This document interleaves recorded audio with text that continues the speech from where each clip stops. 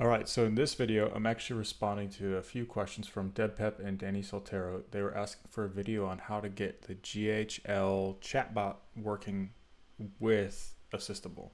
So it's just a video on how to do that. It's not exactly a walkthrough on how to build it, but it is showing you kind of what I did to make it happen. Should be simple enough. Let me know if there's not enough clarity. So here we are inside of GHL. Come to Sites, Chat Widget, and create a chat widget. Just hit new, and really it doesn't matter what you do inside of here. If you want live chat, pick live chat. If you want SMS email, then it's going to go straight through to SMS anyways, so your Assistable is going to be working that way. And unless you have WhatsApp already set up, it's kind of irrelevant. So pick this live chat, and then it just brings you into a portal that looks like chat widget editor. Now there's nothing special that happens here. All you're doing is really choosing like, hey, when somebody initiates the conversation, before it even gets to Assistable, what do you want it to say? That's all the preferences in here. The colors, the picture, like who's here. That's it. There's nothing else happening there. Then over here, you go into a funnel. You pick a funnel. So everyone's familiar with a page that looks like this. Then you hit settings. Then you scroll down and you pick a chat widget. And I picked the only chat widget I had set up. Now, inside of a workflow, you just create a workflow, make sure it's set to published and saved. But really, the only thing that has to happen here for a live chat widget to work is you need this one trigger. And I'm going to move my face a little bit so you can see a little bit more. Oh, mouse on the wrong screen. So we have right there, we have customer replied. That's the trigger. So when you hit plus on creating a new trigger, type customer replied. That's the trigger name. And I just have this so it's easier to see, easier to read because I got a lot of different triggers here. And then I have reply channel equals live chat. So that means somebody came in via live chat. That's all this says. Hey, when somebody messages us via the GHL chatbot, that's going to start this workflow. That's all this says. The next thing, and really the only other thing you have to have, is this. Add tag active underscore AI. Now this is specific to my bot, and I'll show you what I mean by that. My bot, let's see, yeah, right here, active AI.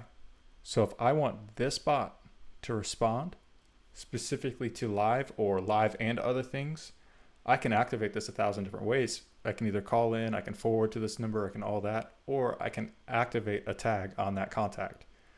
So the cool thing is, back over here, when I say add tag active AI, it already knows the message channel it came in on. GHL already has that thread filled out. So when you add this tag, you don't also have to say respond via this channel. It already knows which channel to respond on. And that's literally all you need. Now I have here message SMS, message Instagram, message live chat, because every single one of these that come in, I want it to automatically be forwarded to the chatbot. So the chatbot will respond. If it comes in on SMS, the chatbot will be activated and it will respond on SMS. Same thing with Instagram, live chat, Facebook DMs, and message chat. Now message chat, I don't think even makes any sense because the chat widget and live chat kind of one and the same, right? The chat widget has two options. Well, three now. You have WhatsApp, you have the live chat, which we've already selected there, and you have send to SMS. So this is kind of irrelevant, especially since we're already adding the tag. So once this tag is activated, you're done.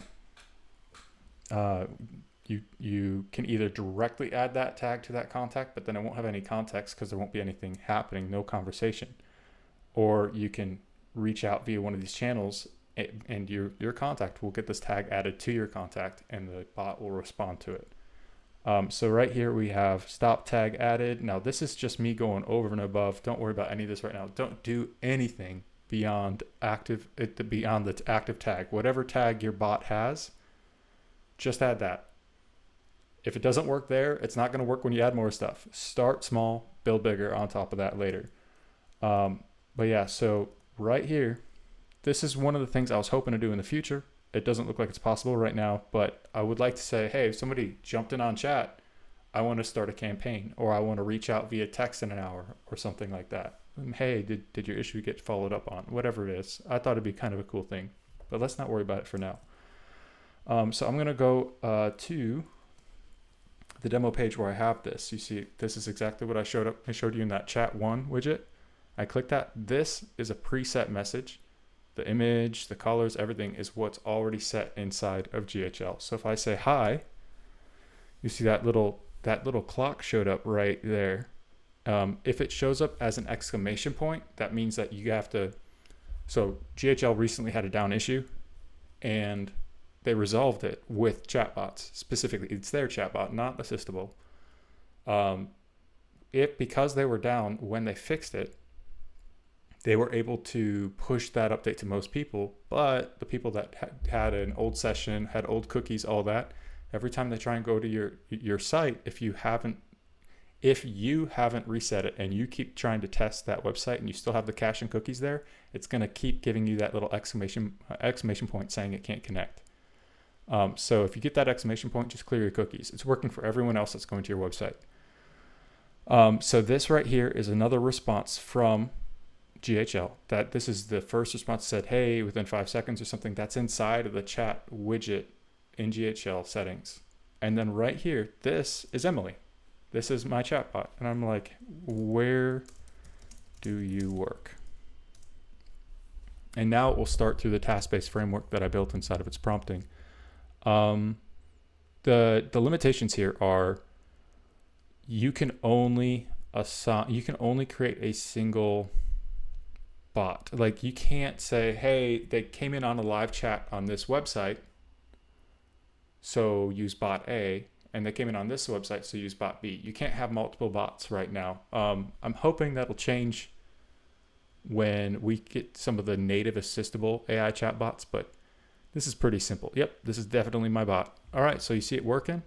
And actually, so remember, there are limitations on the chatbot. The chatbot currently, I forget what it can't do. I think it can't do some extractions and stuff like that, but you do see it does have this right here. It did create the name. It did add all this. And let's see if I tell it my name. I don't think this will work.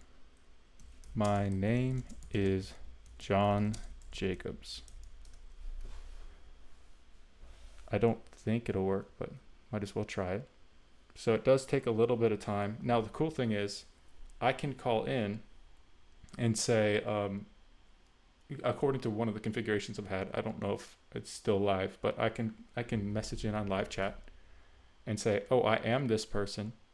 And then it only needs my phone number or email to confirm my contact, because there can be 10 people named John Smith in a town, right?